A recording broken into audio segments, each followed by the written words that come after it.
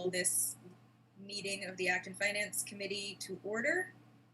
And I am going to read all the stuff.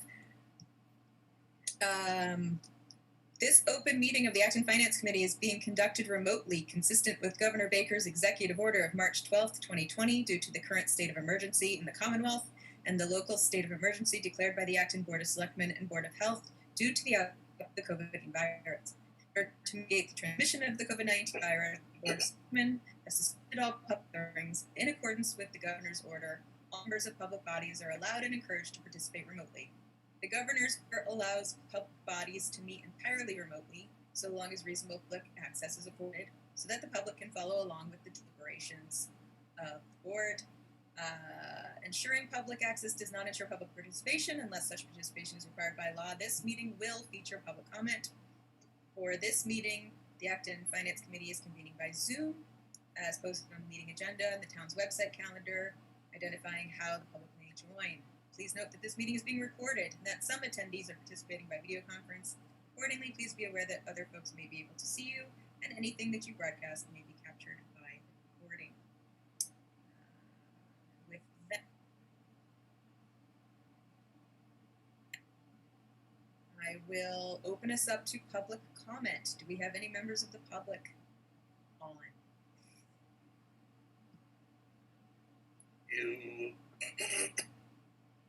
You have one out there with their hand up. We do. Brian, you are running this show. Do you mind allowing them to speak? Allowing that caller to speak. Okay, caller, you're on. You may need to unmute yourself. Hi, it's Tara. Can you hear me? I can hear you now, Tara. Go ahead. Oh, thank you so much, Tara, for that. I have a question that's outstanding. I had asked it citizens' concerns, and I thought I was going to get an email response, and I never got it, so I'm asking.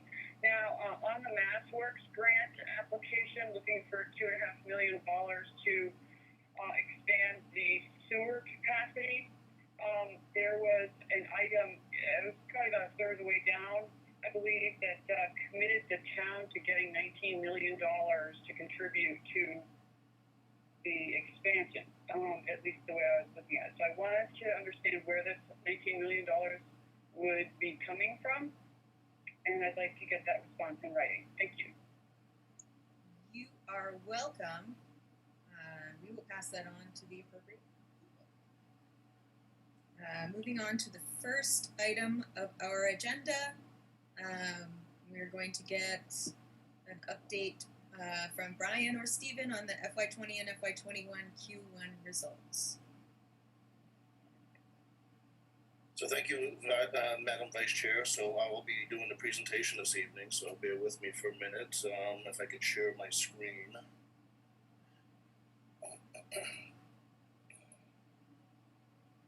Okay, can everybody see that? Yep.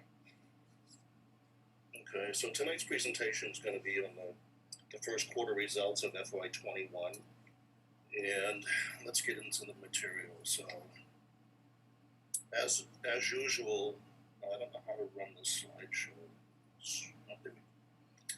As usual, these reports can be found on the town's website, so the details. So this is kind of just a summary of the material, and that'll be there by the end of this week. So if you want to look at the detail, it's under the budget. So let's get into some of the numbers. So first off, I mean, kind of an unprecedented year, kind of unusual. I don't have to say that anymore. We all been hearing it many, many times. But it is kind of a unique situation, so I'm sure everybody's curious on how the town's finances are. So let's get right into the numbers. So at this year's annual town meeting, we had a budget approved of $99.8 million. That's net of reserve use, and that is also net of the debt exclusions, which will be issued in the third quarter and the fourth quarter bills. So that budget was $99.8 million. The year-to-date revenue was $24 million. So year-to-date, we've actually received 24%. So we're trending really right where we want to be and right where we have in the past. Historically, we've been at that 24% mark by the first quarter. With regards to property tax, again, it's excluding the debt service, as I had mentioned, because that'll be coming in on the third quarter and the fourth quarter. So net of that, if you look at the $23 million, we're trending at 25%. So we're right at the pin. We're right where we want to be. And again, these are historically, this is where we've been at this time of year. So nothing surprising here at this point in time. So moving down to state aid, $1.4 million. Year to date, we received $397. It's 28%. We don't always get that just in quarterly installments. That comes in at different times of the year. Sometimes it comes in monthly. But again, I mean, it's right where we want that number to be. Nothing surprising, nothing shocking. Moving on down, MSBA. So that's the reimbursement we get from the twin school from the state. And that is $900,000. We get that in the month of January. That comes in one number, one installment. So that's right now. We have not seen that revenue come in. Local receipts. So there's an asterisk there. $5.6 million, of which $3.3 million or $3.4 million is roughly motor vehicle excise. If you look at the $613,000, it looks like, well, in absent of any motor vehicle, just small little commitments. And what I mean by commitments, they're bill runs from the Registry of Motor Vehicles. We've got several of those in. I don't think it even equals $200,000 just as the motor vehicle component. That's trending at 11%. That's pretty much where it is at this time of year. So most of the action comes in at the latter half of the year as far as local receipts. Q2 will ramp up a little bit as well with the Board of Selectmen issuing their permits and their licenses and their renewals. But right now, we don't see any real deterioration in any of our receipts right now. We're trending right where we have been historically. So I think it's good news. I think it's comforting for all to see these numbers. I know it was for myself. So, and I just want to make a note here also that our free cash, and I know you guys have received that notification from State Department of Revenue, that free cash was certified at $3.75 million, pretty much at the same level as it was last year. So that's flat, but it's also good news. So let's go to the expense side of things. So the town's annual operating budget is $35,615,202. Oops. The year-to-date expenditure is $11,703,770, or 33%. You're like, well, Brian, we're a quarter through the year. Why are we spending at 33%? Well, if you look at the bottom of that footnote with the asterisks, this includes $5 million in pension and OPEB funding, so $4.5 million for pension and $600,000 for OPEB. We pay that in the month of August, so that hits the first quarter. That's not linear. We don't pay that in installments. We pay that all up front. So that's increase in that expenditure. If we netted that number out of here, the proportionate share, and say we only took 25 of that expense, so we defrayed or deferred the other 75, the expense year to date would be more like 22% year to date. So this is where the fun, I always say this is where the fun starts, because it's a little more involved, and as I had mentioned from time to time, that these enterprise funds, they all have their own nuances. Every single one of these has its own set of circumstances, and I'll go through those, and we'll get into the details of the results. Hey, Brian, could you go ahead and just demote Tara real quick before you move on? Sure. Let me see if I can do this.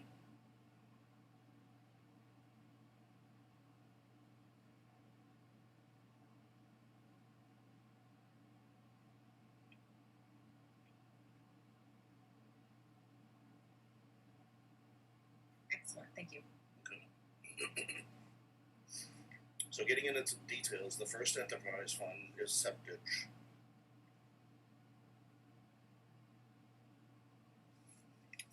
The interesting thing with septic enterprise fund, if you think about this, a lot of this is Title V inspections and stuff, and when do people sell their homes? It's in the spring. So that's where most of the action, most of that revenue comes in the spring. But if you look at the revenues, the budget was approved at town meeting, $159,000. The year-to-date is $30,050 or 18%, so it seems a little light if we're trying to hit that 25%. No real worries here, no concerns. Typically, this is what we always see in the first quarter on the revenue side. And then if we just jump down to the expense side, we're pretty much trending at that same level. And if you look at their profit and loss, they're losing a little bit of money. However, we have pledged some of that retained earnings at town meeting as well, the $23,783. Now, we don't put that retained earnings into the budget, and we don't move it until the end of the fiscal year because we may not need it all, and then it just gets back into retained earnings. So basically, if there's a small deficit at the end of the year, we move whatever we need of that 23,000 into the budget to keep it balanced. Their free cash certified at 6/30/2020 was 90,051. Again, there's no alarm here, no concerns. We think this is trending just fine, and we don't see any reason to be concerned about these numbers. They're right where they want to be. Moving on to transfer station and recycling, again, they all have their own nuances. Their budget was approved at 781,426, of which 239,426 was retained earnings, and then fees were at 542. Some of that retained earnings was for capital replacement of a vehicle down there for $190,000, and then we pledged a little bit more in retained earning as a safety net. I mean, Steve and I, when we did these budgets, we had the fees coming in a little bit higher and less use of retained earnings, knowing what was going to happen throughout the fiscal year, and being a little more conservative, we thought that we should pledge more in retained earnings in case those fees did not come in. Just kind of a more conservative approach. But if you look at Corey's year-to-date revenues, they're trending very nicely at 226,674 at 29%. And some of that is because of the bag sales and the sticker bag sales and sticker sales. So that kind of all comes around in September and October. So there's a little bit of bump at the end of September and October in his fees, and then it kind of stabilizes it and kind of is more linear throughout the rest of the year. But this budget always comes in very nicely at the end of the year. He usually beats his revenue projections, and his expenses are usually always under what he's budgeted for as well. And you can see the current trend right here as well, where he's got a profit right now of $108,933 if you took the snapshot. His expenses are only tracking at 15% year to date. His free cash at 6/30/2020 is $675,000. That is down from the year prior, but again, he's pledging 190 of that for a capital replacement of the vehicle. Sewer Enterprise Fund. Again, the town meeting approved an annual budget of $2,167,251,000, of which $387,251 was pledged from retained earnings. Again, we took a conservative approach, knowing that the uncertainty of COVID and how it would influence these budgets. Betterments and fees are $1,780,000.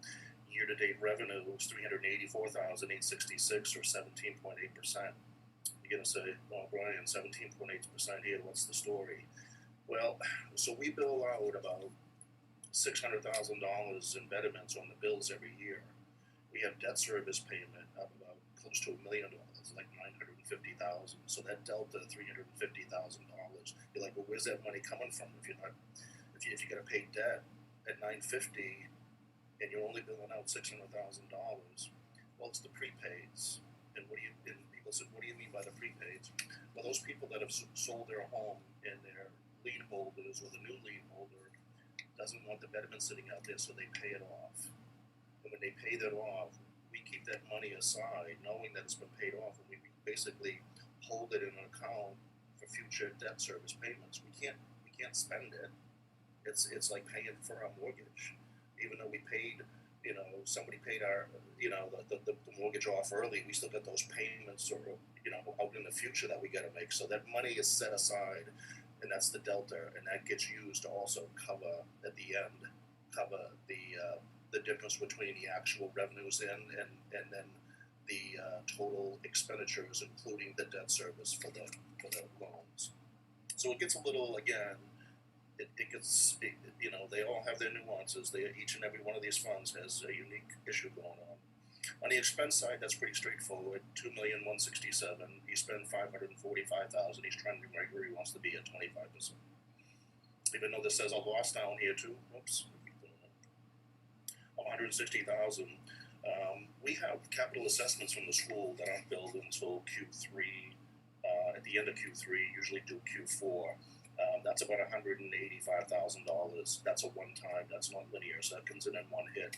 So that'll come in the latter half of the year as well, and that'll boost those revenues.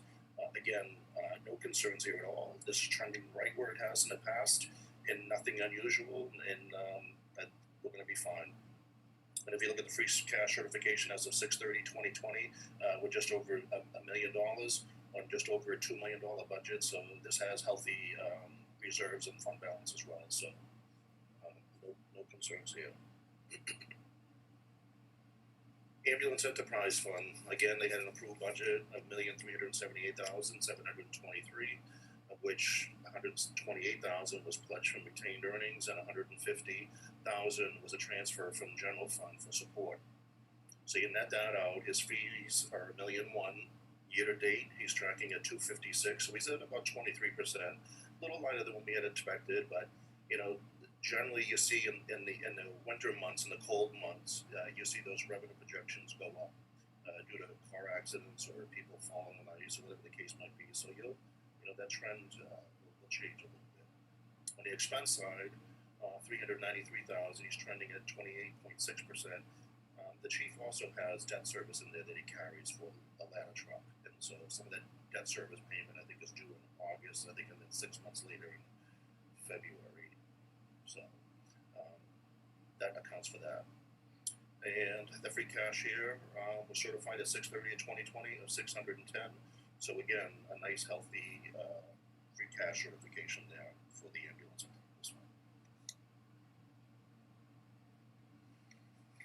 And the Transportation Enterprise Fund had a budget this year of $607,630, of which $420,000 was retained earnings. And so the balance of that revenue stream would be coming from the LRTA and fees. It's $187,630. The year-to-date revenue was $78,770, or 42%.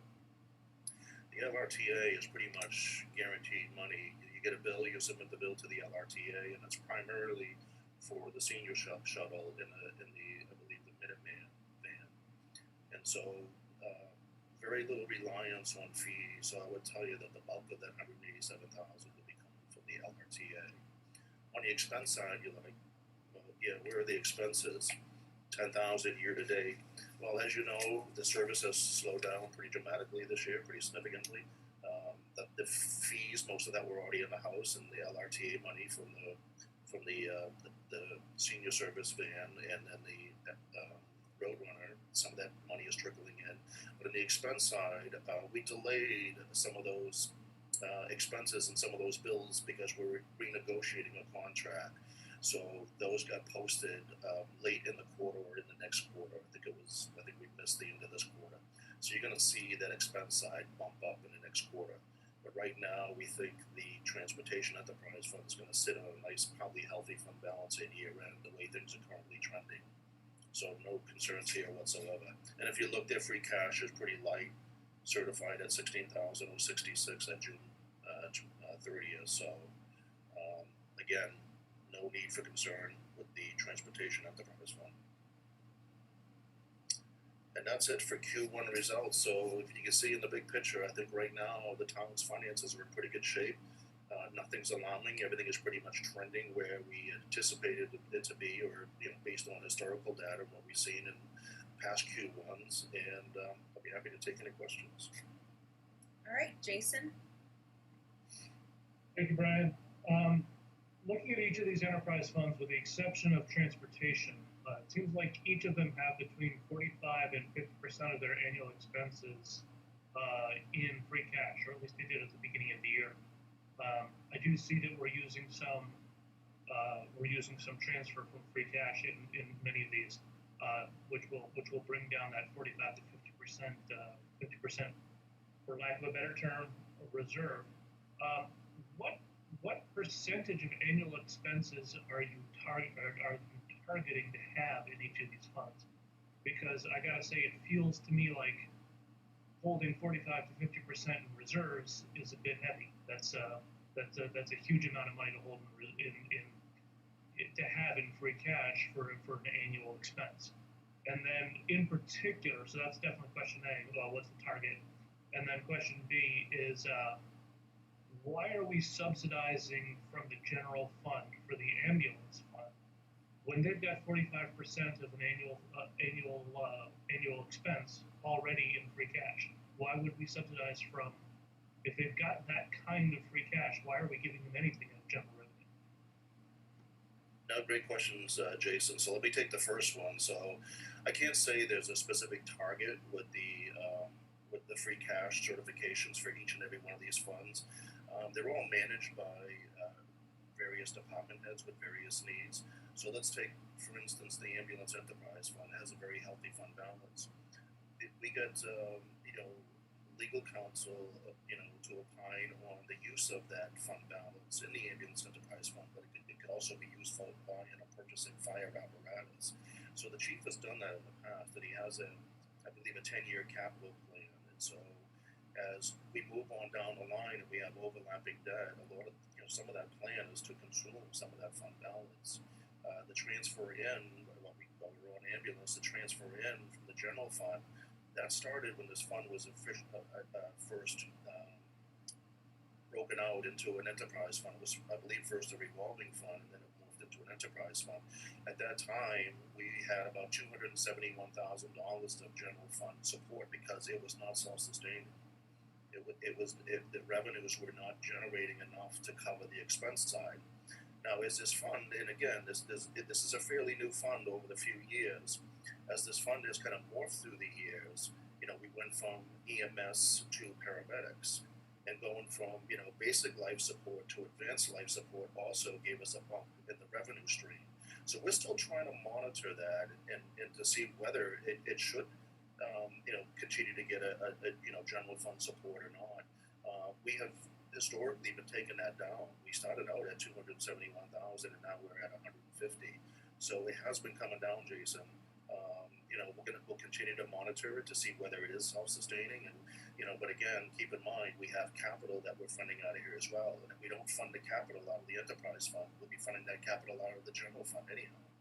So whether you put it in the general fund and you spend it there, or you fund the capital out of the enterprise fund, then you take in general fund money to pay for that, I think you're going to find it's not going to really make a whole lot of difference. But getting back to the other enterprise funds and their fund balance, every one of the folks that run these budgets have a plan in place, and that usually involves capital. And so, what they do is they'll build up fund balance over a period of time, and then they'll go straight out and purchase a vehicle right out of the fund, cash, draw it right down, and then they'll build up the fund balance again. So you see these numbers through the year bump up and bump down if you look at the history in there. And there is some rationale with these department heads, but I don't think there's a specific targeted, 50%, If there is a built-in expectation of building up balances to do large purchases in the future, I think that should be noted for each of the accounts, rather than just say, well, we're sitting at 45%, and then have to ask the question, why are you sitting at 45%? Have it be, I'd like to see that 3 and 5 or 10-year plan for capital, sure, rather than just have it be, oh, okay, we got enough money now, let's go buy something. I want to see that plan is out there and that it's being marched to year after year, and it's not just oh, gee, now we got the money, now it's time to do it. Sure. One of the things too, I think it's important for you to know and understand is, under enterprise funds too, the State Department of Revenue does not let us have a capital reserve set aside. So you cannot reserve any of your monies and call it a capital reserve. So it has to go into your certified free cash or that. That's fine. But if the purpose of having this size free cash in an enterprise fund is for a capital purchase, that should be noted. That should be clearly laid out, and it should be no surprise. And it should be something that we can measure over a 3 or 5 year period. Yep, I can appreciate that. Thank you. Steve Noon, do you still? Go ahead. Hey Brian, I know it's not a very big number, but how is like the meals tax tracking? Yeah, interesting you bring that up, Steve. I think I have some data here. Believe it or not, I think it's. So our budget for meals tax this year was the budgeted revenue of $309,000 Q1 year to date. $70,229. We're at 23%. I think a lot of that personally is me. I've been eating a lot in town, takeout, so I think I've been contributing quite a bit to that myself. So. But don't I understand that meals tax actually doesn't count towards takeout? Or the other way around, takeout doesn't count towards meals tax? No, I still think if you look at your receipt, I still think you will see that 7% as opposed to that 6.25%, Christine. I believe. It's funny, I never checked my slip, but I believe that is the case. Believe Huh. it's supposed to. Okay, I thought I heard that recently. Please, I mean, I can. No, I mean, it's the only thing that could possibly explain our numbers continuing to be as good as they are. Otherwise, they would be in the toilet. We were a little surprised, to be honest with you. Sorry, Steve Noon, are you all set? No, I have other questions. But feel free to carry on the conversation if you want. My apology. That acting chair. On the ambulance enterprise fund, Steve Barrett and I were at a health insurance trust meeting last week, and claims are down, and one of the reasons that claims are down is that a lot of people aren't getting hurt. A lot of kids aren't playing sports. You may get some slipping on the ice, but other than this committee, I don't know that you'll have skiing injuries this year as last. So that ambulance number may not actually recover. There's just not a lot of people doing a lot of stuff at the moment, and at the moment it doesn't look like we're going to be let out of house arrest anytime soon. So I would keep an eye on that. My third question, if I may, on the sewer enterprise budget, and I can't remember whether there was some hundreds of thousands of dollars in capital equipment replacements that had to get done because the plant's 20 years old. Is that in the O&M budget this year, or is it not? Or is it in the capital budget? Just how are we handling that? I believe, and I'm just trying to get the 5-year plan here for sewers.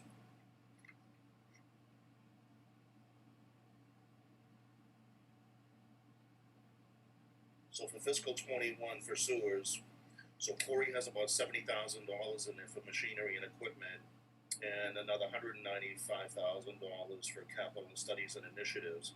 I think the piece that you were talking about, Steve, is kind of looking forward in our capital improvement plan, knowing that we have some things coming down the line we're going to have to, be faced with as far as the sewage treatment plan. I believe that is not in the current fiscal 21 budget, but I think going forward, that's something that will be taken into consideration. And that's what you're talking about, I believe, right? Not these smaller items. Yeah. Right now, No, it was originally wasn't part of the West Acton sewer, but it was also something that would have to be done to the existing plant, not because it was expanding, but because it was old. Yeah, I think they need to do some upgrades there as well. I know there's been some conversation, and I haven't been involved in all of it, I believe, with the developer of the Powder Mill Plaza apartment complex, where they're making some, either capital donations or something towards this as well. So I know that's been in discussion. The details of that I'm not sure, but I'm sure we'll be hearing more about that as we get closer and that project moves along. And then the capital improvement plan also comes to life. That's in play right now as well. So this will be coming out in more detail. Okay, thanks. Roland, did you still want to speak?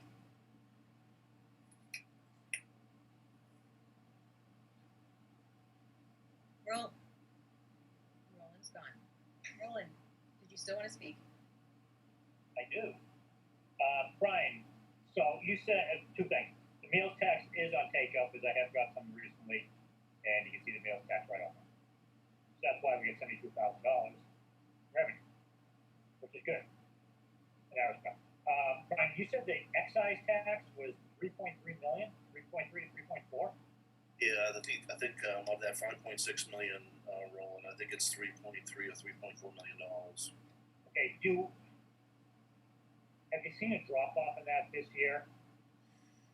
Because and I'll say going back to March when everything kind of shut down, I've noticed myself getting oil change not that long ago that the inventory, the Ford dealer was a lot lower than what it was in the past. Went by on 2A there, the Acton Toyota Annex that was there, that's gone. So I'm just kind of wondering, you know, if you see inventories falling, that tells me that sales are off and that subsequently revenue is going to be down on excise tax type because we're not getting any of that. Yeah, I mean, that's a great question, Roland. I think, you know, the way the registry does the billing, most of that billing is done in winter. So by the end of January, early February, they do their major bill run. So they kind of do a settle up of all the cars that were registered in a year prior, right? And they send out all these new bills, and that's done early. And so we call that the first commitment. It's the first bill run from the registry. It's probably 20,000 motor vehicles. That's probably $2.8 million generally. And then the rest of the commitments, smaller bill runs, come in during the course of the year. So at the beginning of so think of it this way: the beginning of the year, it's 20,000 bills, and it's 2.8 million. That's the first commitment. The second commitment drops to about $600,000 or $400,000, and instead of 20,000 bills, it's 1,000 bills. And then the third commitment drops down to 300 bills, and that's for $150,000. So there might be 7 or 8 or 9 commitments during the year. So once you get beyond July 1, the new fiscal year, motor vehicle trickles in every year until February of next year or March when that first commitment comes in. So it's so early to even tell, as a comparison to see whether that lines up or not. We're really not going to know anything until we hit that third quarter. That's going to be the telltale sign when we get that first bill run. And it's not just the number of bills, but we look at the average bill as well. So we take the total, because the registry does some funny things sometimes. Sometimes you see, big spikes in the bill run in the first commitment, but then you don't see it. You see the second bill run drop significantly because they did more billing in the first bill run. So it's hard to gauge from bill run to bill run. But what we do is we take the average bill per bill run to see how it lines up. In motor vehicle, if you think about it, it's pretty complex. So you're relying on new car sales, and they have a pretty rapid, aggressive depreciation scale. So it's 90% of the manufacturer's list price in year one, then it goes to 60, 40, 25, and then drops down to 10. So 60, 40, 25. And 10%, then it bottoms out of the manufacturer's list price. So I think right now it's this we don't have enough data to rely on to determine that. I think we still got to wait and get some more time under our belt. It'll be interesting to see how that kind of plays out this time around versus other slowdowns in the economy. I hope the meals tax will still stay. Yeah, well, I mean, Steve and I are planning on monitoring this stuff and watching it. Trust me. I mean, we have. Well, I'm concerned. Obviously, you're not gonna have people eating outside on any way because winter's coming. Crossroads or whoever else has outdoor seating right now, True West. So there's a couple of them around town. Now what's going to happen when winter comes? That's going away. And, with the surge in the pandemic, I'm afraid that we're going to, most likely going to see a cut in that revenue stream. Right. Thank you. See no other hands at this point. I'm going to thank Brian and pass the reins over to Christy. I will stop sharing my screen. 1 second. Steve Newland, I was hoping would lead us off on the next topic about tax increases and reserve use. Okay.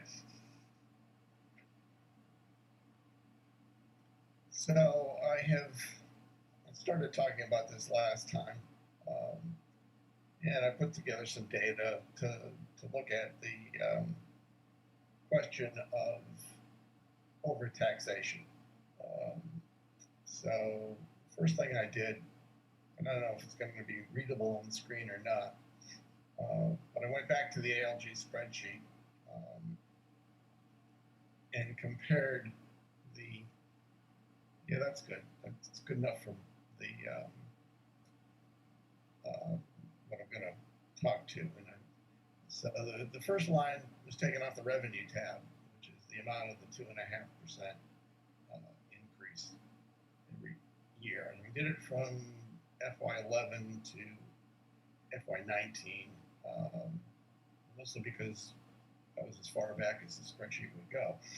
But it's 9 years. And then I looked at what we had for replenishment. And since we're dealing with history, it's not really so much assumptions about replenishment. It's what we actually saw. And then I calculated the difference. And so if you look at FY11, the 2.5% tax increase was $1,526,000. We had turnbacks of $2,399,000, and we had an excess replenishment, if you will, of $824,000. If you can scoot all the way over to the other end, what we've had is for these 9 years, the 2.5% increase has been $15,871,000, and the amount of turnbacks has been $24,909,000.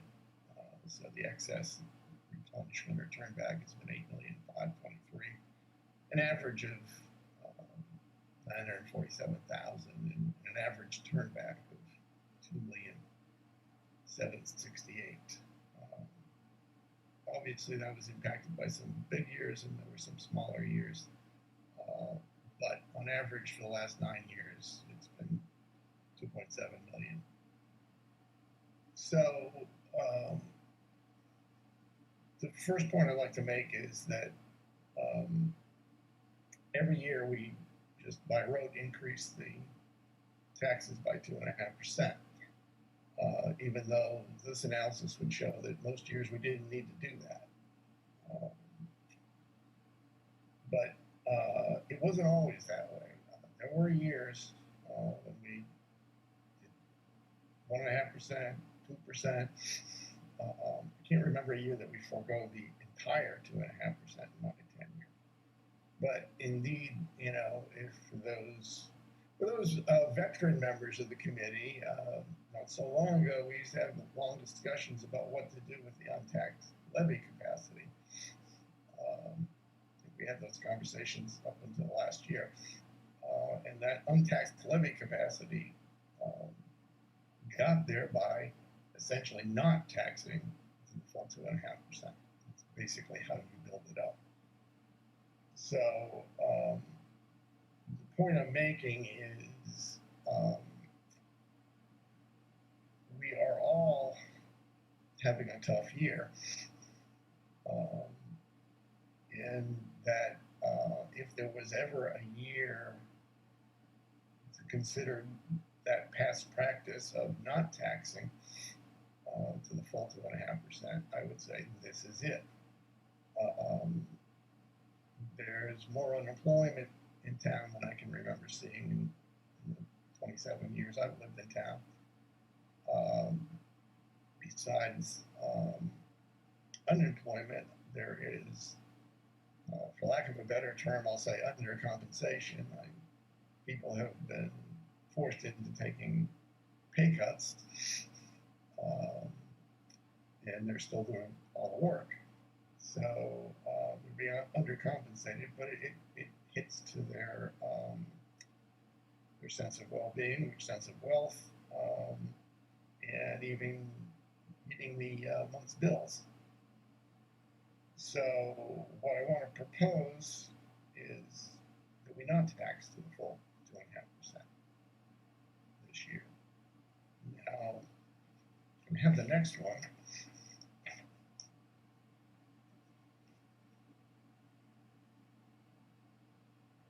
This is a mock-up of the current version of the AL spreadsheet, which, by the way, I tell people never to do, but I did it, so I didn't follow my own advice.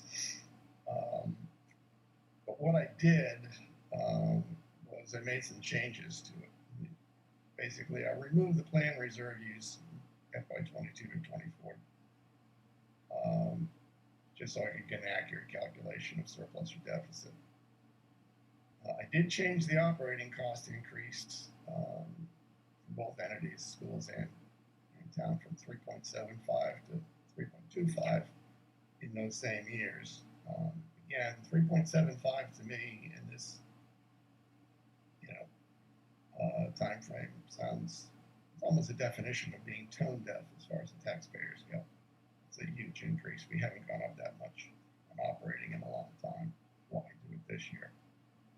Then I added back at the bottom of the sheet the annual turn back and excess revenue amounts to show what actually happened in these years. Because the one thing we never show on an ALG spreadsheet is what actually happened. And then I removed the 2.5% tax increase amount from FY22 only. So if you get down to the very bottom of the sheet, what's the impact of all this? Well, the net position in FY22, as calculated, would have been $1.856 million deficit. If we then apply the average of the 9 years replenishment, it's 2.768 million. So our adjusting for actual experience, as estimated over the 9 years, we'd have a surplus of 911,000. If we don't do the 2.5% tax increase, that would be a deficit of 2.2 million, leaving the net position adjusting for no tax increase, and the turnbacks at 1.3 for 1 million.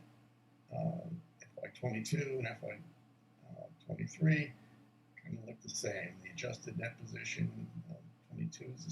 23 is a surplus of 60,000, and 24 is a deficit of 1.1 million. So the cumulative effect of it remarkably comes down to about the same thing. We forego 2.2 million in the FY22 tax increase, and the cumulative effect over 3 years is 2.4 million, just about the same number. So all other things being equal, we don't get the 2.2 million. Our reserve position is pretty strong. So the way I look at it is we could do this, and I don't see it having a negative impact on the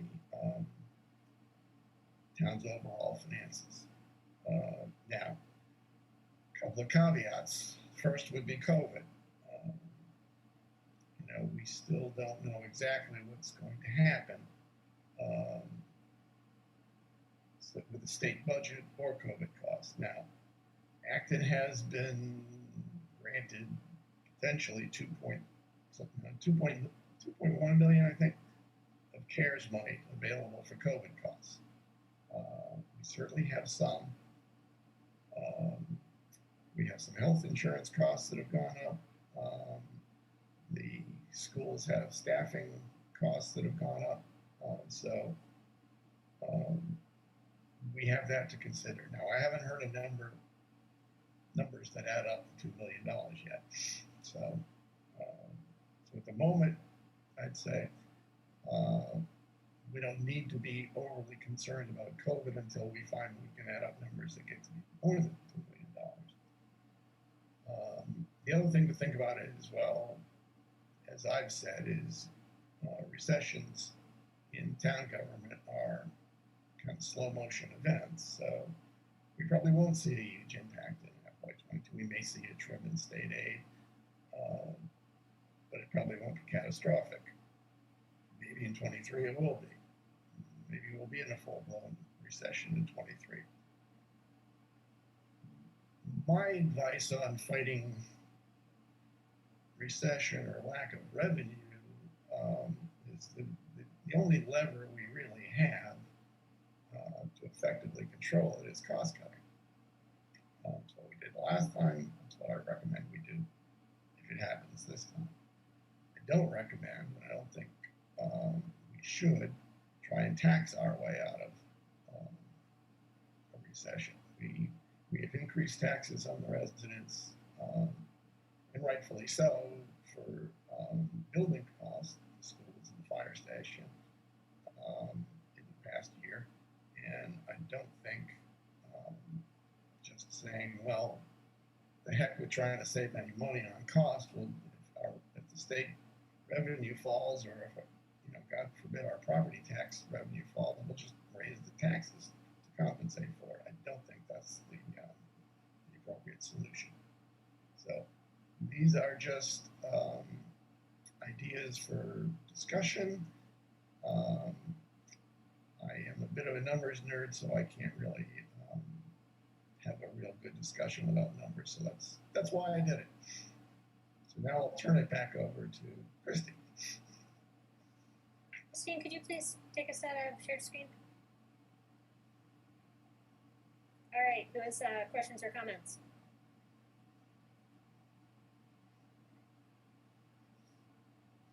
Oh, Mike, please. Yeah, I think I applaud Steve for doing that. I think he sort of proved what I think several of us suspected, that this 2.5% automatic increase in taxes hasn't always been necessary. And I think and if there's one way of breaking that automatic cycle, of just automatic increases, that really puts the boot on the neck of the Acton taxpayer, it's that automatic 2.5% increase in taxes, for no other reason than just because they can do it, and it becomes a tradition. I think this year, especially this year, in light of COVID-19, where many people don't have unreliable income sources, and the town of Acton has just demonstrated that their revenue sources are pretty steady and pretty predictable. I think this may be the year to give it a try. Just have a 0% increase. Let's see what happens. It's not going to hurt us, as Steve just demonstrated. It takes a little bit of pressure, at least for 1 year, off the taxpayer, and we just do a tighter job of managing our spending. I think we'll be good to go. Just my opinion. Anyone else? Sahana.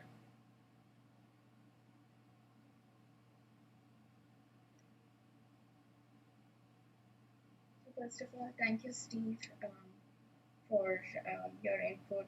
Really appreciate it. So I'm going to talk a little bit on the other side. So these are my thoughts. It's not that I'm rigid about it, but some of the things that I wanted to say last week and I couldn't be at the meeting. So the reserve is a rainy day fund for a reason, and it should be the last resort when all our other options are dried up. Even in this current dire economic situation, have we truly used up all our resources? And in my opinion, we really have not. And to give a perfect example are the real estate taxes that have been trickling in, and they seem to be telling us a story otherwise.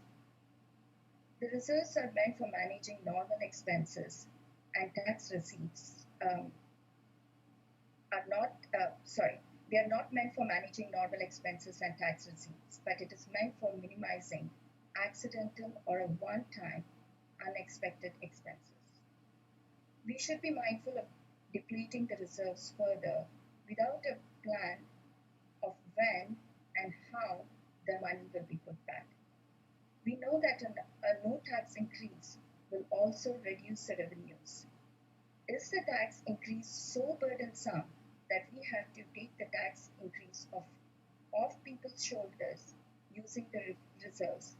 And this is one of the things that you did touch upon, but it is something that we certainly need to discuss further. A sustainable way to run the town is to generate revenue through normal tax increase. And in my opinion, there might be three options if we decide not to increase the taxes. Number one is to cut the staff, and I'm pretty sure most of us do not recommend doing that. Two, we need to be looking into cutting services for the town. And the third option would be to add or increase fees for certain services in the town. And when I say certain services, the first thought that came to my mind was one of the data that we collected in a point of view document. We have about 21% of the residents who are using the school services. We might want to consider increasing fees for some of the school services. And again, I'm not suggesting or recommending we do that, but that might be a good option to consider. My 2 cents. Steve, did you want to respond to that at all? No, I think Hannah made some good points. I guess to say I'm in favor of using reserves to lower taxes in this case, yeah, you can say that because that's the net effect of what's going to happen. I consider our reserve position sufficiently strong that we could do it. We haven't had our reserve policy discussion in great depth in a couple of years, but I think it's certainly possible. The point I'm trying to make is what we're giving away here is money that we tax but don't spend year after year after year. So I don't see it as a reduction in services per se. I see it as skipping a year of a 2.5% tax increase that we didn't really need. My view on taxes is by all means, if we need them and we can justify why we need them, we should increase the taxes. But I just don't see that recently we've always needed the tax to the full amount. We saw with the school, I think it was last year, that they had a relatively minimal tax increase because they budgeted more conservatively than usual. Is that what you're effectively saying? Would they, by overtaxing, if we just budgeted more in line with what we're spending? There's a good reason to build into your budgets some cushion. And that reason is if you exceed that spending authorization at town meeting, we're going to have another town meeting. So you never want to be right up to the limit. You're not trying to budget, 99% level. You want a couple percentage spread. But in this case, year after year, we wind up spending less, we're taking in more revenue than we planned on. And as a result, reserves tend to grow. There's a point. I think as we got in the discussion last couple of weeks ago, there is such a thing as too much in the way of reserves. One of the reasons that the school district can only carry 5% in E&D is the state feels that if they're carrying more reserves than that, then they are probably over-assessing member towns. We typically carry well more than 5% reserves. And in my opinion, if you apply that same kind of rule, then we're not over-assessing, but we're over-taxing residents we consistently carry a large amount of reserves and never quite spend the money we ask for. Jason. Thank you, Madam Chair.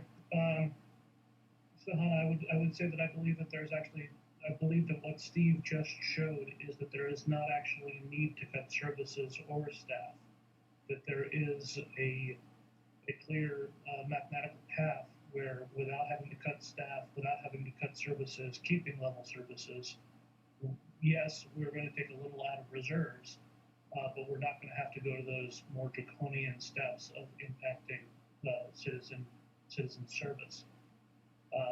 You mentioned that you believe that reserves are for one-time costs. Yes, absolutely. I completely agree with you. We just incurred huge amounts of one-time costs. Part of the reason that we had such a relatively easy time convincing the towns to take on this level of debt is because we had a cushion. I believe it's time to use some of that cushion. Also, last year, the most recent fiscal year, I feel that I was surprised that there was no trimming of the budget last year. I feel as though both entities met the letter of our recommendation last year, but not the spirit of it. We had some, in my opinion, and I know I'm in the minority on this, we had some rather wasteful spending in the last year. I don't want to continue that. I would have much preferred that we had spent $500,000 less last year, along with the requisite $500,000 less in taxation, and done something a little more balanced, a little more titrated this year versus last year. But that's not what happened. And as a result of that, I believe that we need to take a much more proactive approach. Saying things like, we'd like you to tighten the belt, we'd like you to pay attention to the fact that we're having these huge capital overrides, fell on completely deaf ears. And I'm not prepared to do that again for another year. So since the spirit of our recommendation has not been met, I guess we have to be a little more clear-cut, a little more cut and dried, a little more facts and figures. And the way to do that is to say, no, we're not going to tolerate a tax increase this year when we are above our own reserve guidance, our own reserve policy. And we've been saying for years that we want the reserves to be used for one-time costs. And lo and behold, we have a pile of one-time costs. So let's marry these two initiatives that we've been saying for at least 5 years together and deliver the minimum amount of relief that we possibly can, because this really is dark times, and there's been too much wasteful spending.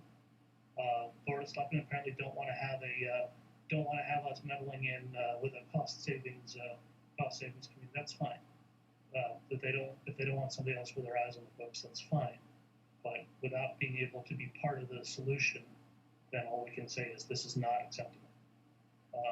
So I'm going to cast my lot and agree with Steve. If we can do this without violating to the downside our own reserve policy, it's time, past time. The whole purpose of taking out all that debt was to do long-term things. With that comes some short-term belt tightening, and none of that happened, and that's not acceptable. So now's the time to do it. So 0% is acceptable to me for this coming year. Thank you. Roland. I agree with Steve. Number one, when we have Prop 2.5 and you see the town municipal budget go 3.5%, to me that would say, well, we're spending another 1% more than what Prop 2.5 is designed to do. So I did complain to the town manager at the time. I think we need to, modify our policies and you cannot go above that. I think this is a great time to take advantage and not raise taxes. My family said, take a cut.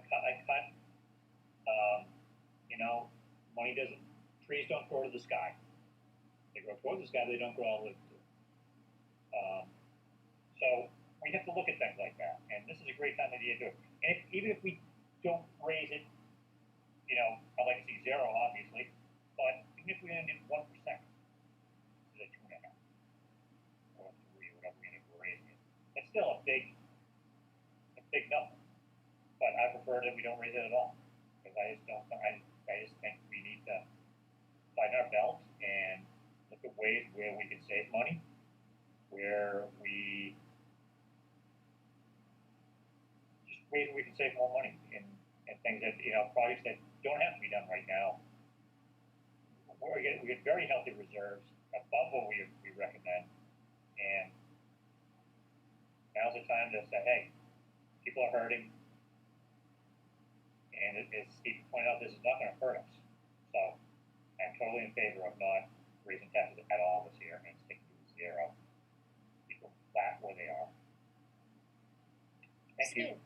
Christine. So I do have some concerns that yes, our reserves are above our ceiling. Our ceiling is not. Our reserve policy hasn't been discussed in a few years, and I would like to see us have a new formalized opinion on our reserve policy. Our reserves have been steadily declining for the last 3, 4, 5 years, to the point where they now are at our ceiling. But if they continue to decline at the same rate, next year we will be in trouble just in one more year. So I definitely want to keep in mind that our position for the entirety of my time on this committee has been protect the reserves. So it's a big switch to suddenly feel like spend the reserves, but not saying I disagree with it.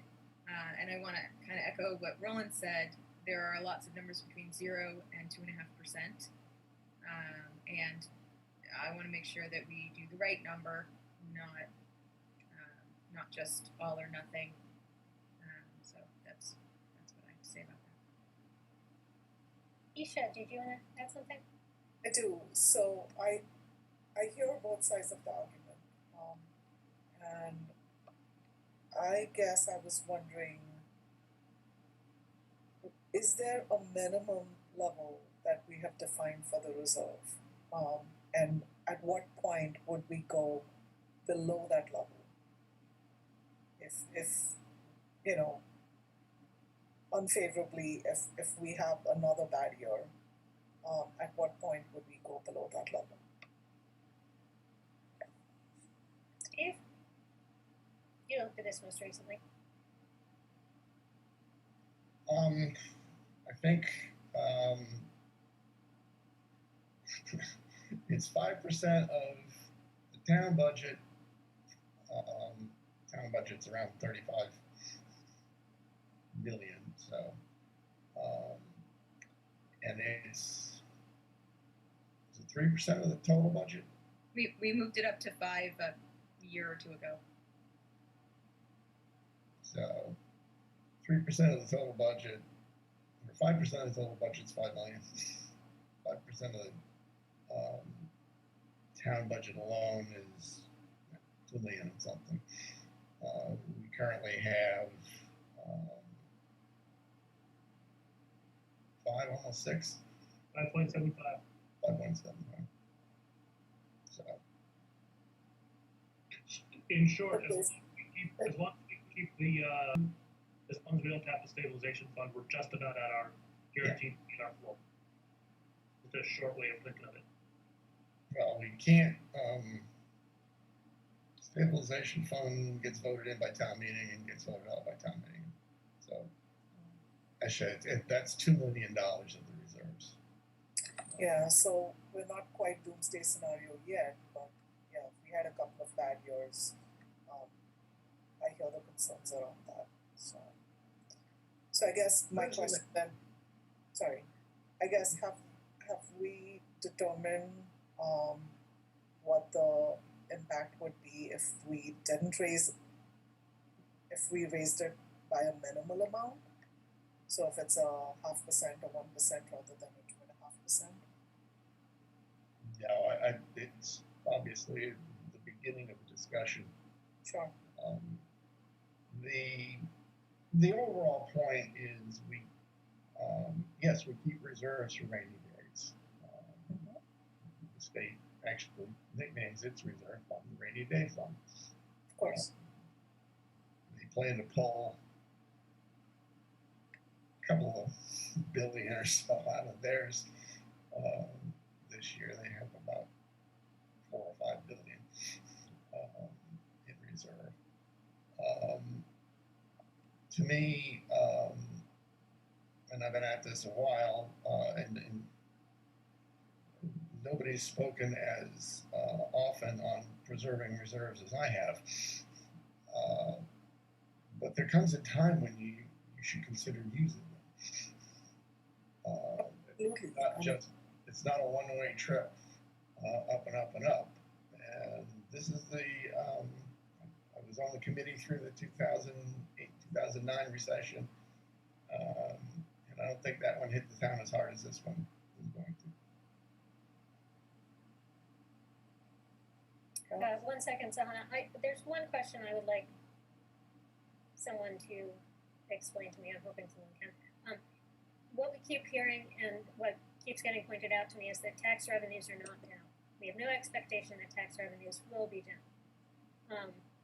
Housing is, I suspect, the last thing people cut.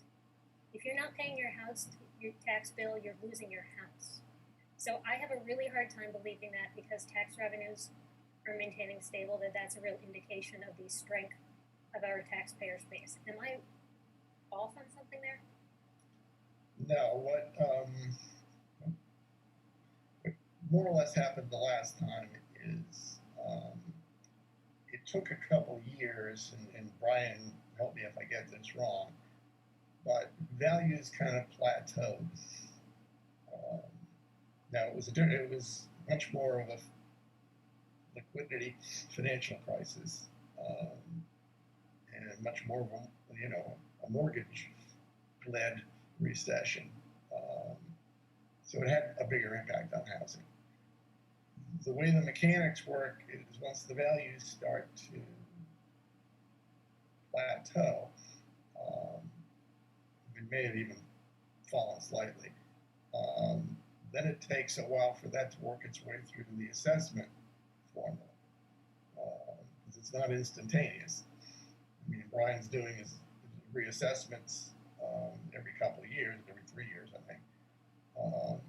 So it took a while for us to see any impact on property tax. Where we saw some more immediate impacts were on state aid. And there were some cuts in state aid, but then that was 2008, and that was 2009. That was the Avalon administration. They were quick to start spending federal money to help cities and towns and schools. And there was this thing called the Ed Jobs plan that basically funneled a lot of money towards keeping teachers and school employees. Now, of course, we can have this discussion after next week. We may know something like that may be in the cards again. Right now, it doesn't seem to be. So what we wound up doing the last time was going after costs. And it was a cooperative effort. Whatever people tell you at ALJ was, and all of our collective bargaining units actually took 0 year in what they call their cost of living increase as the contracts came up for renewal.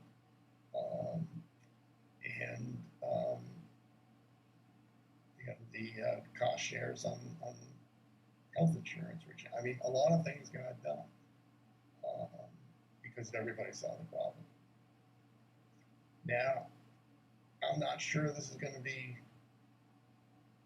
as bad from a property tax standpoint. It may be worse from the state aid standpoint in the long run. I just don't know how Charlie Baker is going to balance his budget without a massive amount of federal aid. But the point I need to make is taxpayers, who we've asked a lot of in the last couple of years, are suffering. And this isn't going to do much for them, believe me. But it's something. We have time to work out the recession issues. The sooner you act, the better it is, because you have a chance to consider all the options. If we get in the bind a couple of years from now, we may have no choice but to cut services, because we'll have diddled around and not done anything, and then we'll be facing more of a crisis. In a crisis, you have to go where you can act fastest. So yeah, my view is, yeah, let's start now. Let's start looking at where we can trim some costs, and let's do what we can for the taxpayers. We've got some time to work on costs. Jason. Yeah, just two quick follow-ups. One thing that Steve just said, now's the time to act, because not only is it better to act early, but remember, everything compounds on itself. So if we do 2.5, 2.5, 2.5, you know, that 2.5 a couple of years from now is actually compounded over the 2.5 for the last 2 years. So it's better to make these changes as early as possible. And then secondly, the second follow-up is, yes, I haven't been on this committee as long as Steve and Mike or Roland, but for the last 6 years, I've definitely been part of the reserve argument, because I had always said we needed to save this for the capital improvements that we had to do. Well, we pulled the trigger on the capital improvements. Now is the time to spend some of the reserves. Steve.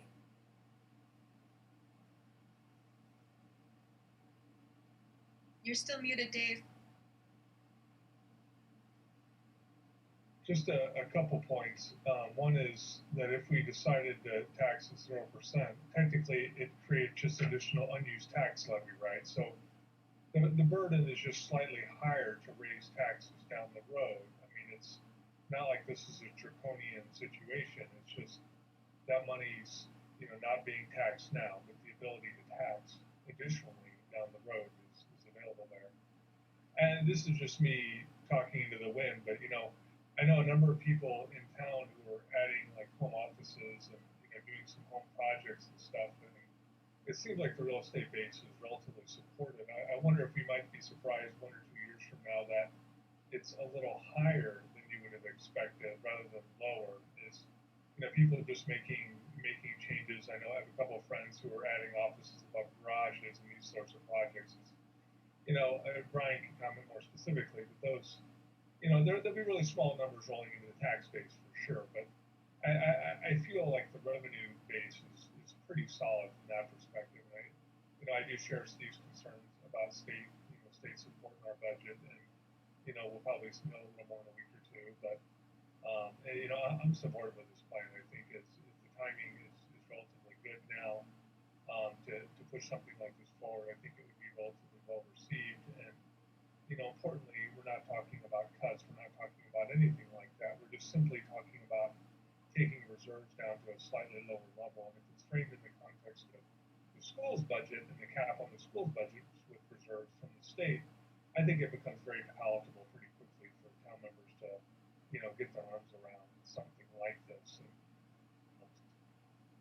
I think it's a good idea, and I applaud Steve for, you know, the number crunching he's put in here and for getting his arms around it and proposing it in the first place. Mike.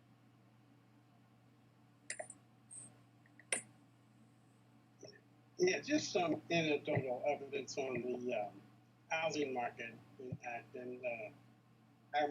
One of our more recent members of the Finance Committee, who just retired, who shall remain nameless, is moving to his house on the Cape. His house was put on the market last week. It was on for 1 day, less than a day, and it sold for more than the asking price. The realtor said it's mainly because there's really a big lack of inventory in Acton. So the demand for housing in Acton is very strong. So I think expectations of continued real estate predictability and stability is certainly there, and probably most likely will be growing. That's my 2 cents.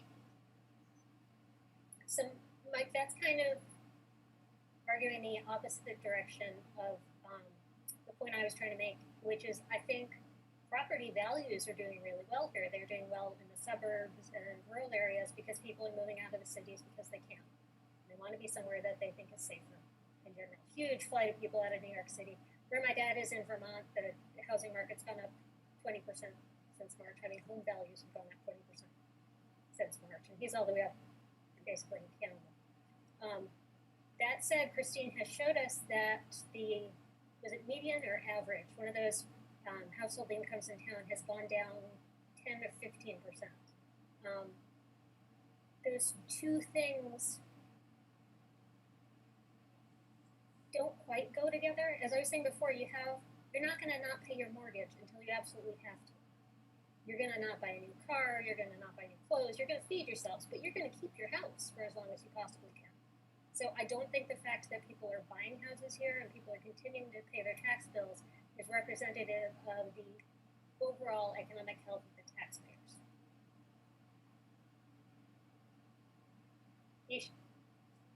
I agree with you, Christy. I think the net effect of that equation likely will be that people whose incomes are affected by this pandemic and the subsequent recession may not be able to live in Acton anymore.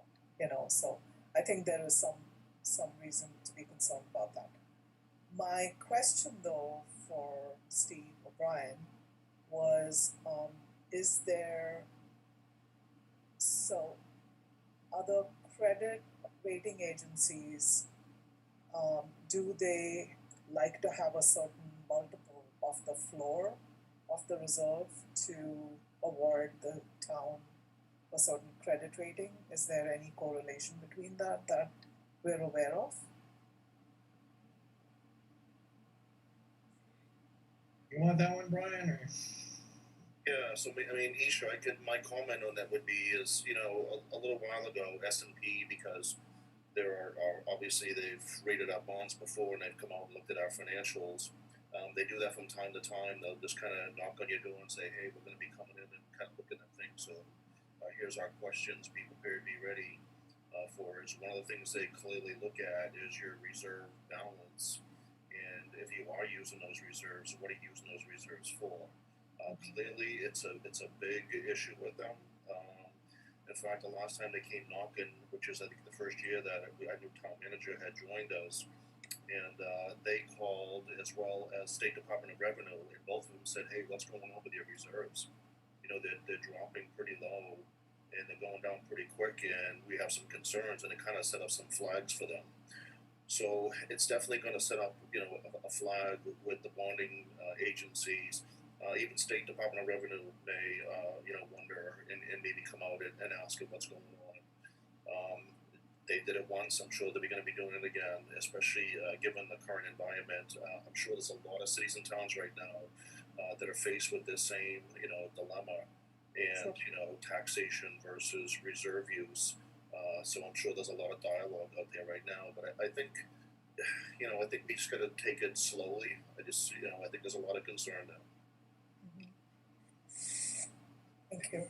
Isha, my take on that is what they're looking at mostly is the willingness of this town's taxpayers to be taxed and to pay on time, which has always been exemplary. We have one of the best OPEB positions in the state. And, if S&P didn't change our rating when we wasted money buying empty land, with our reserves. I don't know why they would object to a slightly larger use of reserves to taxpayer relief. Thank you, Steve. Sahana.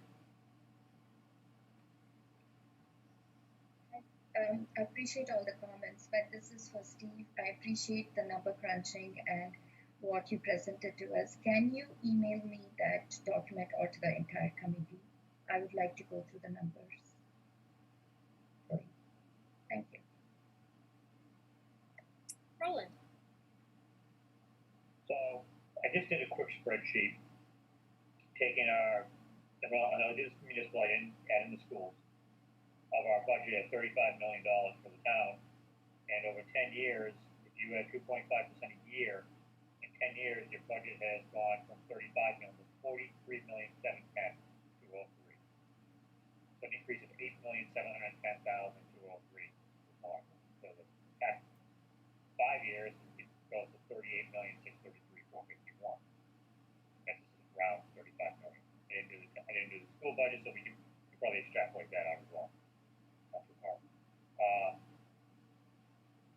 So you look at that, and as it is compounding. I guess the question I have for Brian is, how much new growth have we had recently? Because I have seen, we've had some buildings going on down up near the post office, over down where they have the farmer's market.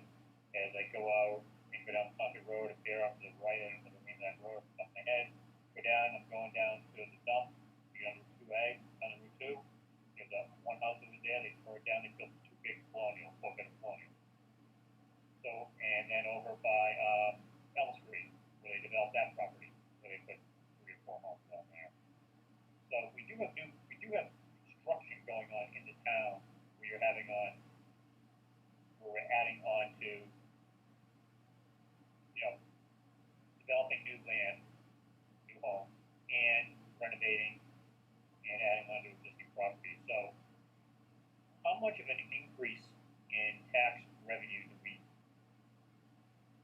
portray for the year just based on that, and for those items, specifically new growth type items?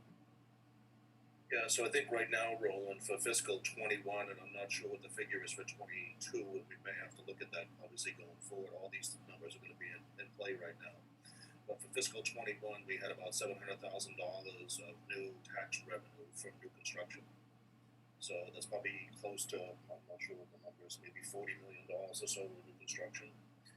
One of the big bumps we're going to get this year is Avalon 2, which is kind of, so anybody that knows Nicollet Park and Avalon Drive, right on the town line between us and Westford, they put in, I think, or they're putting in, and they've already received some of their occupancy permits, I believe. They're putting in, I believe, 86 townhouse type style dwelling units. Where is it? I believe they're all for rent. Where is that? And so it's a pretty significant project. And if anybody that knows Avalon, they do it. They come in and they do it fast, and they come in and they get it done. So we're going to see that bump this year as well as next year, because my snapshot for new construction is July 1. That's the cutoff. So a lot of that was already in place July 1, and subsequent to that, we'll see that flow through fiscal 22 as well. And there's a few other projects on the horizon. For instance, we had mentioned it earlier, part of the apartments down on the town line of Maynard. I'm not sure what their estimated time of getting their shovel in the ground, but I know they've got their plan, I think, was already approved, or they got something in play right now as far as the site itself. And then I think the idea for them was to try to get in the ground, I think, in the spring. So see how it plays out. That's going to be a significant project as well. And I'll have to look at that going forward. That was delayed a little bit already. Some of these projects, a couple of them got delayed, and so we were anticipating coming on board earlier. But we'll watch that and monitor it. But right now, for fiscal 21, about $700,000, and I'm guessing that 22 is probably somewhere in that ballpark. But we'll have to relook at that. So as you can see by that, then we're going to be getting additional tax revenue. I just did out the again 2 seconds the budget. If you take the full schools and town, about $98 million. you look over 10 years, your tax increase is over 22%. Closer to 23, 24% over 10 years. So, that puts me square into retirement with a 20%, 24% tax increase on my tax bill. It's quite a bit of money. And we should be cognizant of that with our seniors and things like that. Yeah, we're in a hot real estate market, but if the pandemic drags on, and we see that, and we get the election come too, which could impact some things, that hot real estate market can go south real fast. So this is another thing we really need to be cognizant of as we look at these things.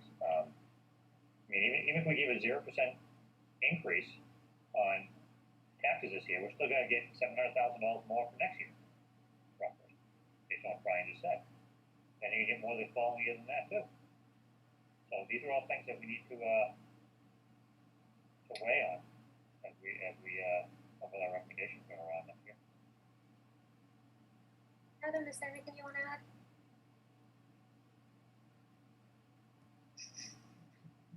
Not really. It's been an interesting conversation. If I was to add anything, it would probably maybe raise some eyebrows and some dander.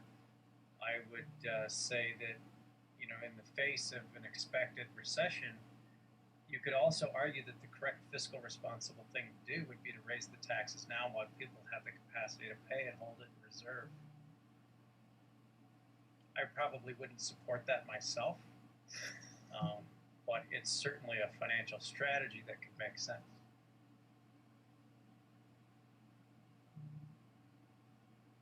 Okay, Christine and I go to ALG on Thursday, and I would love for someone, I think I would prefer Dave if he's willing to summarize the argument you'd like us to go in for, because what I said last time was very, very poorly received.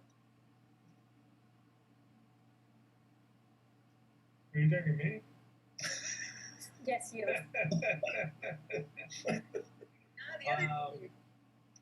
would recommend, I don't think we need a motion or anything like that, but I would recommend that the Finance Committee propose a 0% tax increase for the upcoming fiscal year in light of our significant reserve balance and in light of the fact that we're currently experiencing more difficult economic times and want to provide some assistance to the Acton taxpayer.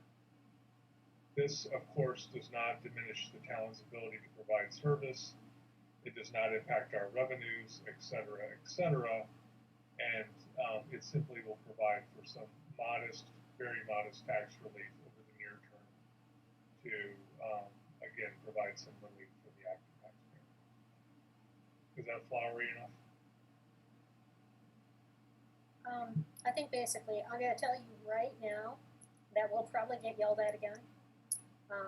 The schools have no idea what's happening to the budget. They're still lost. So just get used to that. Now, I will say 0%. And the reason they massively push for pushing town meeting out is because they hopefully have more of an idea of how many students they have right now, but the budgeting for them is just ridiculous in this environment. I'm not saying that we should let them raise it as much as they really want to, but just something to keep in mind when we're talking about that. You had mentioned, Dave, that in light of the reserves we have, we think the 0% tax increase is enough.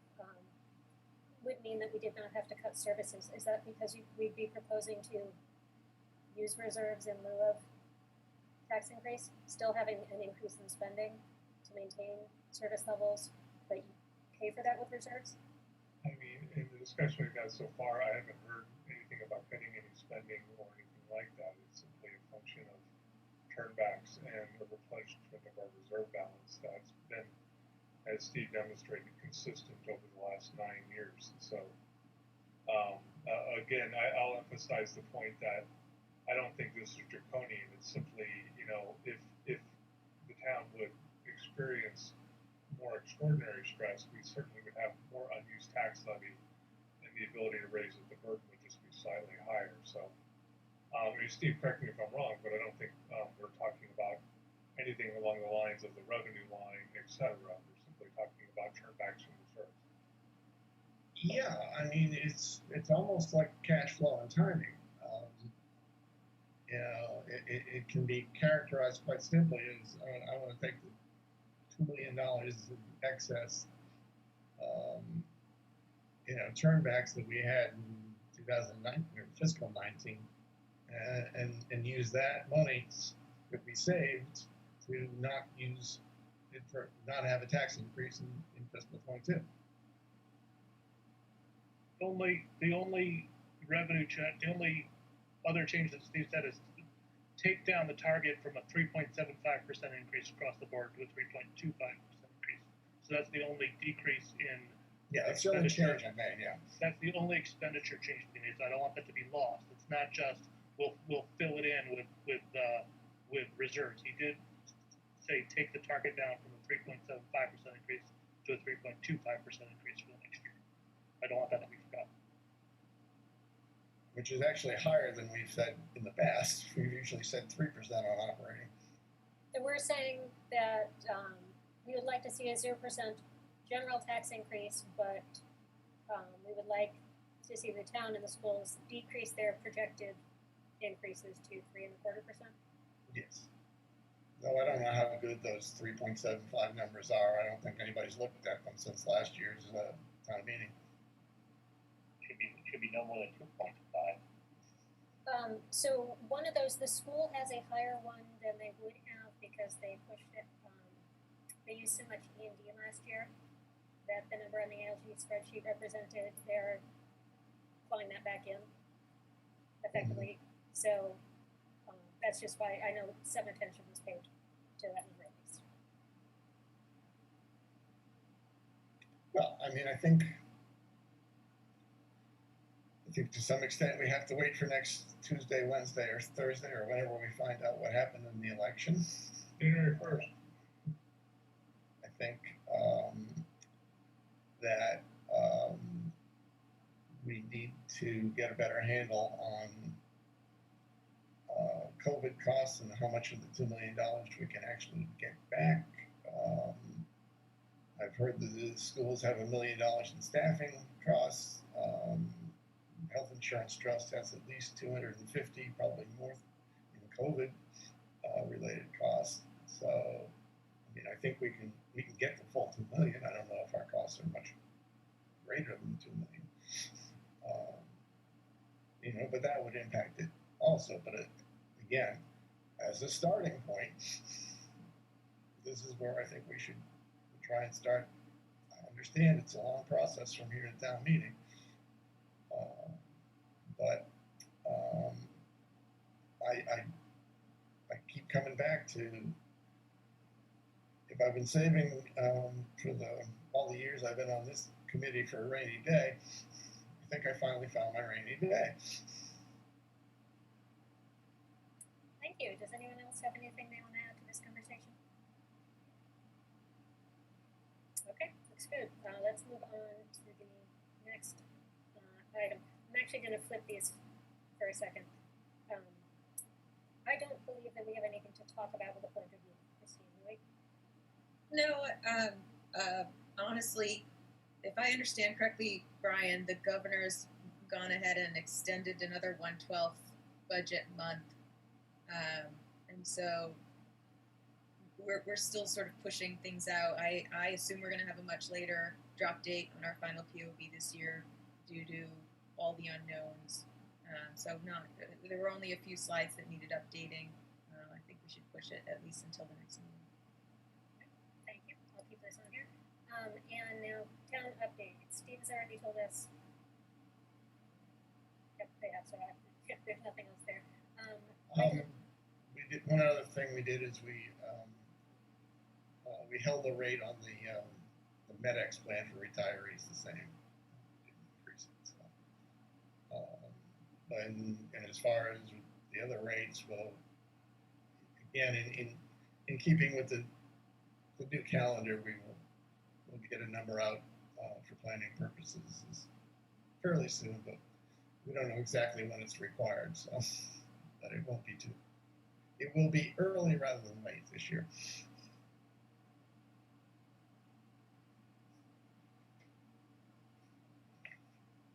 You're muted, Christy. Thank you. Brian, could you please elevate Mr. Benson to panelist so we can hear from any Board of Selectmen updates? I'm sorry, Christy, what was that? Please make John Benson a panelist.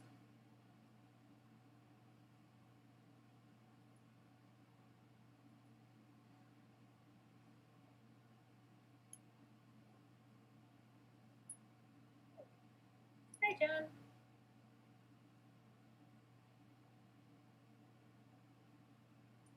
Do you have any updates for us? Yeah, nothing much beyond my BOS update of a week ago. We are working hard to strike a resolution with the Isaac Davis Way neighbors to allow for the dog park to be built to the mutual satisfaction of the dog park committee and the Isaac Davis Way neighbors. COVID cases have been active cases. Those are cases that are confirmed positive and people are quarantined. Have bounced between 8 and 10 over the last week. That's up considerably from the summer where it was 3, 4, and 5 at any one time. It's going to be a tough winter. I mean, that's what I think we have to face and expect. If you think about it, last March when COVID hit, we were headed into the springtime in good weather and people could get outside. Now we're just in the reverse. It is going to be hard on people, emotionally, and we've got an election that I think we all want over, but to end as best we can. So that's basically it. Thank you. Sure. Sahana. So I won't go through the BOS updates because John just did that. The only other thing that I'm sure you all read it, but the WR Grace site in South Acton is it's about 180 acres of land which is currently empty, and the site is being monitored by EPA for the coming near future. So WR Grace plans to lease 30 acres on the south side of the parcel to a solar developer. Zoning and permitting from the town will be required, so that's one thing, one of the updates.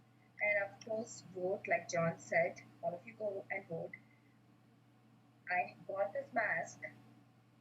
It says vote from the Link of Women Voters. So I still haven't gone to drop off my ballot, so I'm planning on wearing this mask to go drop it off. So all of you, if you have not voted yet, please go vote. I also attended the Kelly's Corner steering committee meeting. This was last Thursday, and they did talk about a few things. The pedestrian light poles, which was actually discussed last year, costs about $980,000. That's the cost estimate. The Kelly's Corner Committee wants to explore different options for consideration. Kristen Gushad is talking to GPI for the options for a reduction in the number of light poles and also options for installation at a later date. So if the town wishes to have pedestrian light poles in Kelly's Corner, the benefit of purchasing the light poles is now, and the installation is covered in the MassDOT design contract. Kristen is not sure at this time if MassDOT will install the underground infrastructure for the pedestrian light poles if the town chooses not to pay for them now, but are looking into options as well. So the funds, there are a little bit of funds that remain from the previous Kelly's Corner infrastructure articles for engineering and design. There is about, from 2016, there is about 200K left over. 2018, it is 460K. So in the near future, the town manager will be making a recommendation to the Board of Selectmen for funding of the light poles. So that is where we stand with Kelly's Corner. Thank you, Selena. Any other committee reports? Mike? You're muted, Mike. Okay. Yeah, just prior to this meeting, we had a Minuteman Building Committee, and we've reviewed the budget for the athletic fields for Minuteman, and they came in. The bids came in between $6.4 and $9.4 million. The budget we have to work with is $5.9 million, and there was also that's basically a basic layout. There are other 6 alternatives too that would incrementally add different features that could happen as time goes by. But basically, the building committee approved the base bid and soft cost. They're moving it forward to the school committee actually has to approve the budget. The Minuteman enrollment continues to trend upward, even in this time of COVID. There is a small waiting list for member communities and a much larger waiting list for non-member communities. And Dr. Buquillon is working on a plan or a strategy where he thinks he can somehow squeeze in more students with just by black magic or whatever, but working with the schedule and the different programs, and some kids are off-site, others are in class, but he thinks he can come up with a plan that would increase or make more spaces available for more students, which is a good thing. Also, like to remind you that this is Restaurant Week in Acton, so go support your local restaurants and contribute to that local meals tax. Thank you very much. Yes, when the recession of 2008 came out, my mother would go shopping and call it doing her part for the economy or stimulating the economy. We've been stimulating our local economy by taking this as an excuse to eat out just about every day. Sakana. So I just wanted to give one other interesting update. The groundbreaking of the fire station happened last Monday, and I was super excited. I was invited, so I stood there with a shovel and a hard hat and got a picture taken. So just wanted to let you guys know. So that project is moving forward, and the completion we are looking for a year from now. So hopefully by next year the building will be completed. Thanks. Christine. So the school committee met, and if you had not already heard, based on petition and presentation by students, follow-up community surveys, and long discussions, the school committee decided that they would accept the petition of the students to move to retire the Colonials as the mascot for AB. So they do not know yet what the new mascot will be. There will be costs involved. The school is looking to mitigate these costs by making the changeover happen gradually over the course of time, as far as retiring uniforms goes, and patches on uniforms. Seems the expensive bits will be things like the floor of the gymnasium, maybe the scoreboards on the fields. So there are definitely going to be costs involved. So they're going to take their time and try to spread the costs over a few years. And second, there has now been quarantining of an entire team at AB. I believe it is the hockey team. for my senior for a party, apparently. So otherwise, there's been, some isolated cases in the schools, one case of potential community spread to another student, and I believe the school board's bringing in testing to make sure that doesn't get any further. But otherwise, school seems to be going along pretty well, and fingers crossed we can make it to November, to Thanksgiving. 1 second, Don. Anyone else have a committee? Adam. The planning board postponed their October meeting to November, but I wanted to ask if anyone was able, or if anybody attended the open meeting regarding drive-up windows. I was not able to attend that. Mike. You're muted, Mike.